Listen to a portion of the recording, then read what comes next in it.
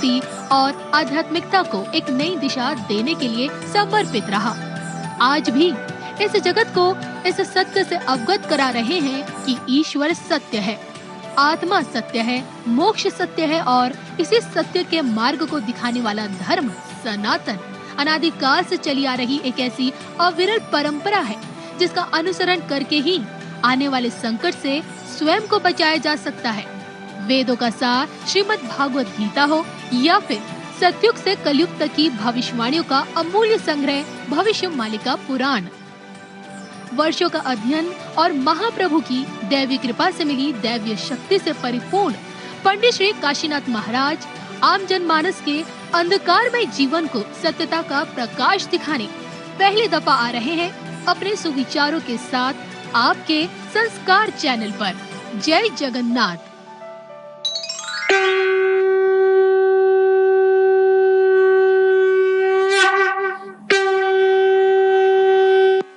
इसलिए तो बताते हैं त्रिकाल संध्या करो, समय नहीं है आपको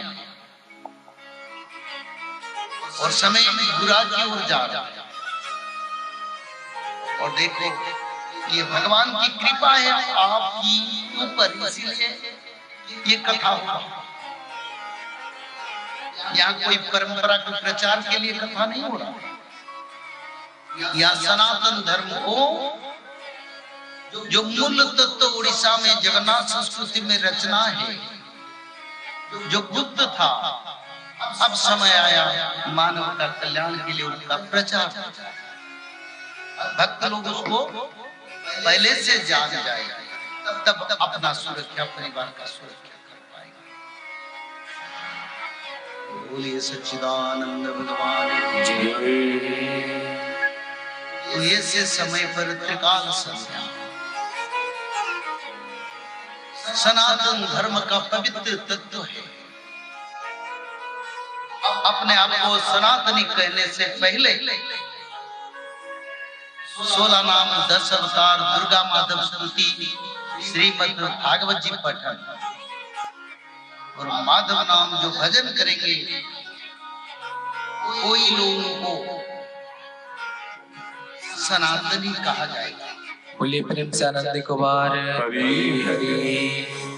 जो लोग इसको नहीं करते हैं पर बोलते हैं हम सनातन, ठीक है, क्योंकि वचन और कर्म एक होने से मानव तत्व का पूर्णता आता है।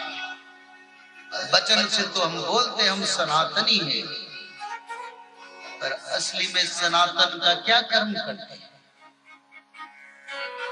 तो इसलिए शाकाहारी बनो, त्रिकाल संध्या करो, 16 नाम 10 अवतार दुर्गा माधव स्तुति। क्यों दुर्गा माधव स्तुति करता है? क्योंकि माता दुर्गा देवी जो राधा रानी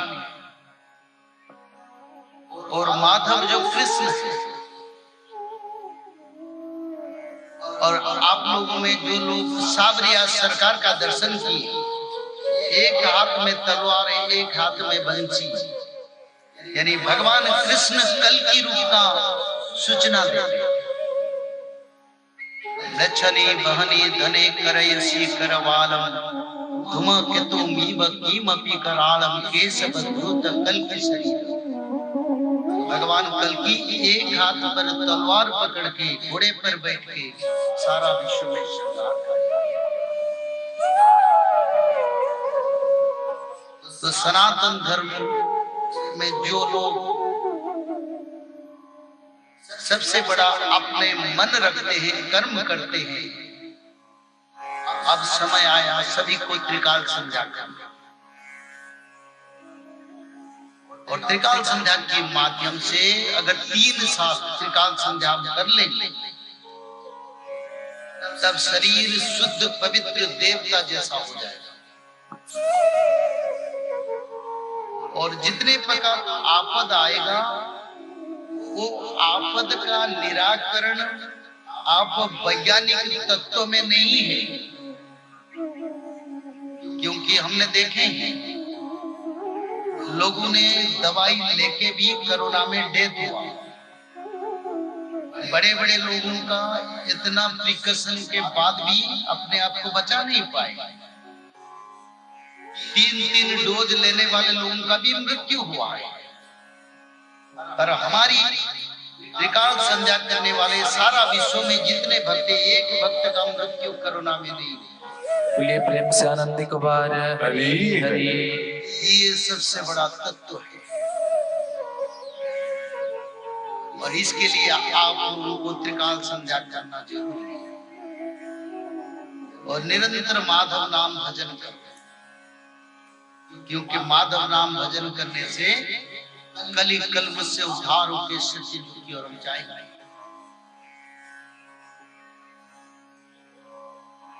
ये 7 दिन की जो कथा हो रहा है, 7 दिन का कथा है और सत्ययुग का शुरुआत 7 संख्या, 17 संख्या, 27 संख्या, 13 संख्या, यदि सत्ययुग का कोई अच्छा कार्य जब होगा वो 7 दिन संख्या, 17 दिन संख्या, 27 संख्या, 13 संख्या में होगा। और आज भी 7 तारीख के और 13 तारीख को कथा का यह अंत है। ये दोनों संख्या सत्ययुग का संख्या और भारत की पवित्र राजधानी और हरियाणा की संगम, दिल्ली के संगम स्थल पर कथा, क्योंकि सत्ययुग का शुरुआत कार्यालय से 7 तारीख से कार्य हमने आए हैं। और इतना नहीं, जो लोग त्रिकाल संध्या करते हैं उन लोगों को भगवान का दर्शन मिलता है सपना में। जो भक्त लोग आए हैं, जो हमसे जुड़े हैं कई दिन से, उनको तो ये जानकारी है। पर आप लोग जो नया लोग हैं, अगर त्रिकाल संध्या करेंगे तो भगवान का दर्शन और युग की अंत के बारे में आप लोगों को भगवान सचेतन कर सपना में हो या किसी तरह हो आपको बताएंगे, देखो इससे समय आ रहा है, तुम फिर आगे बढ़ो। तो इसीलिए निरंतर नाम भजन करो, भगवान की शरण में जाओ और भगवान के नाम भजन करके चरण में अपने आप को आश्रित करके रोज अपने घर में सारे परिवार को मिलके तीनों संध्या कर देखो क्या परिवर्तन आ रहा है। और जिस समय सारा विश्व में लोग सभी सनातनी धर्म बनने के लिए त्रिकाल संध्या करेंगे और धीरे धीरे उनका संख्या जितना जरूरी उसी संख्या को अधिग्रहण हो जाएगा, तब संहार पर्व और बढ़ेगा, यानी विनाशकारी और बढ़ेगा। सारा भारत में 150 करोड़ लोग हैं, रहने वाले 33 करोड़ जो त्रिकाल संध्या करेंगे।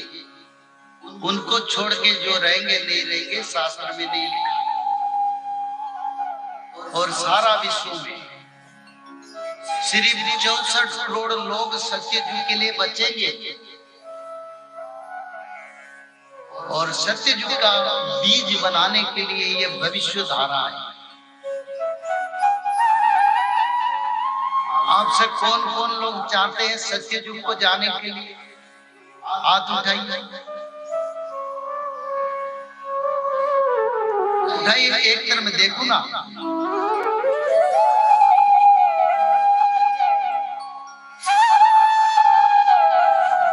बहुत अच्छा है। अच्छा, जो लोग नहीं जाना चाहते वो भी उठाइए। अरे नहीं जाने वाले लोग भी तो है ना,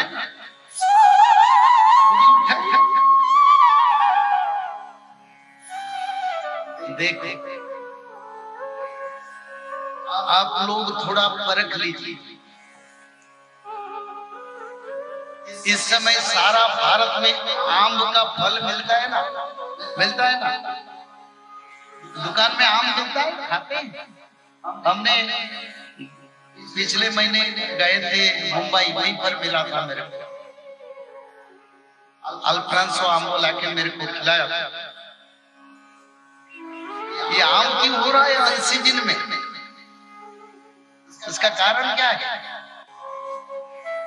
अभी तो आम फलने की मौसम नहीं है, तो आम क्यों फल रहा है? उसका कारण सत्ययुग आने वाला है। उसका प्रभाव सबसे पवित्र शुभ वृक्ष आम की वृक्ष में दिखाई देगा, क्योंकि सत्ययुग में सालों भर हर पेड़ में फल फूल पल्लवित होके रहेगा। हर मौसम में सभी फल फूल मिलेगा। वो आम की पेड़ में उसका शुरुआत हुआ और भविष्य मालिका में उसका रचना था।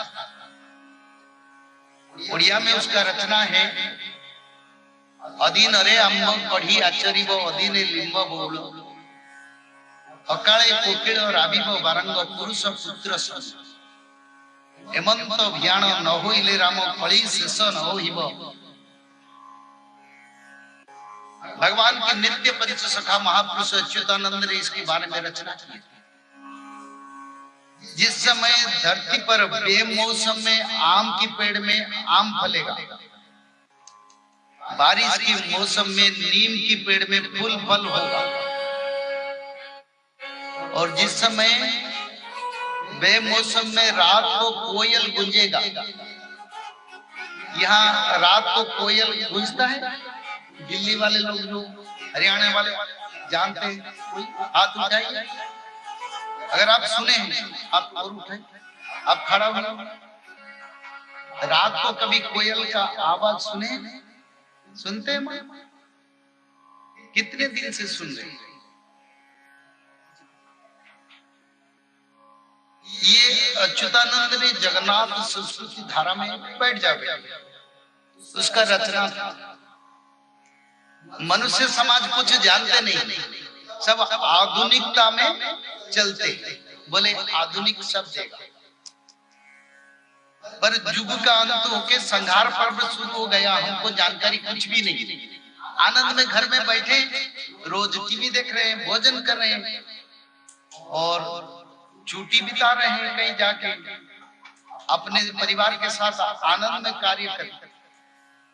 पर काल आके पहुंच गया विनाश के लिए, किसी को पता नहीं।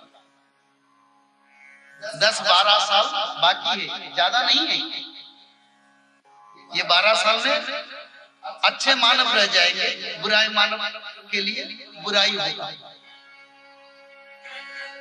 और उड़ीसा में मैंने भी पंजाब गया था, गुजरात गया था, महाराष्ट्र गया था, कोलकाता गया था। सभी राज्यों में जो मैं घूम रहा हूँ, वही राज्य में भी ऐसा स्थिति, कोयल भी वही रास्ते में, वही राज्य में भी रात को गूंज रहा। उड़ीसा में तो हर गांव, हर शहर में रात दिन जब भी देखो कोयल भी।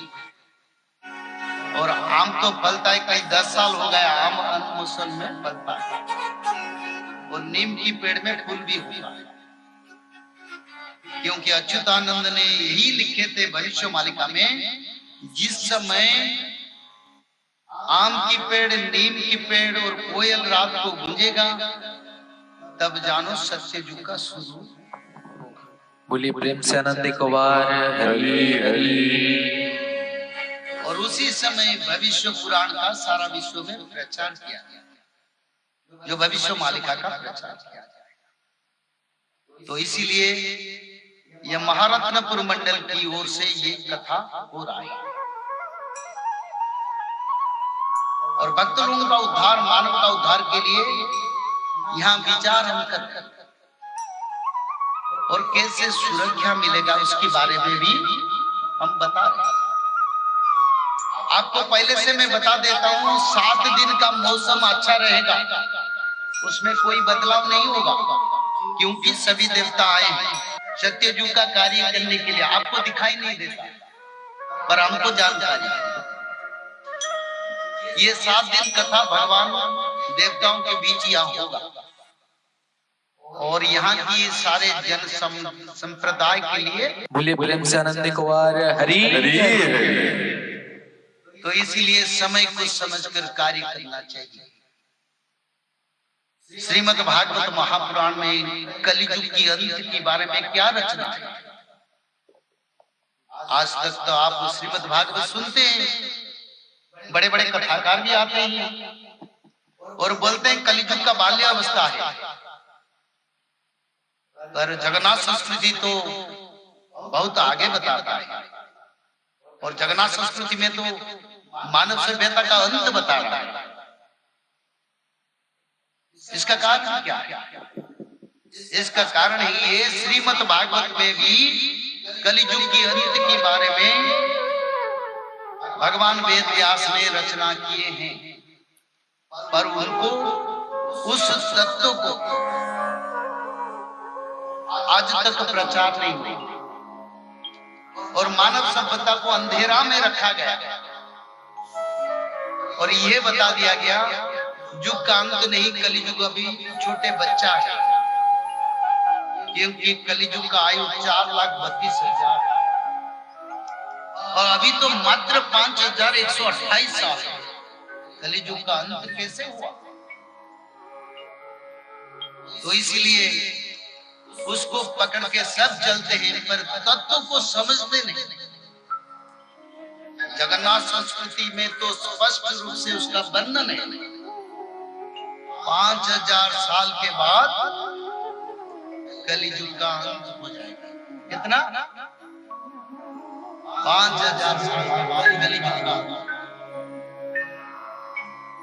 अभी 5,128। वृंदावन परंपरा में 5,126। तो सारे भारत की मानव सभ्यता, विश्व की मानव सभ्यता यही सोच रहे हैं 4,32,000 कहाँ गया और कलियुग का अंत है। कैसे पंडित जी बताते? सब झूठ बात करते। सही है, क्योंकि जो नहीं समझ पाते हैं उनके लिए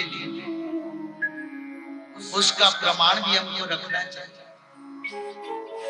जो लोग बोलते हैं और जो लोग सुने हैं और या जो लोग बैठे हैं, सभी के लिए मैं बता दूं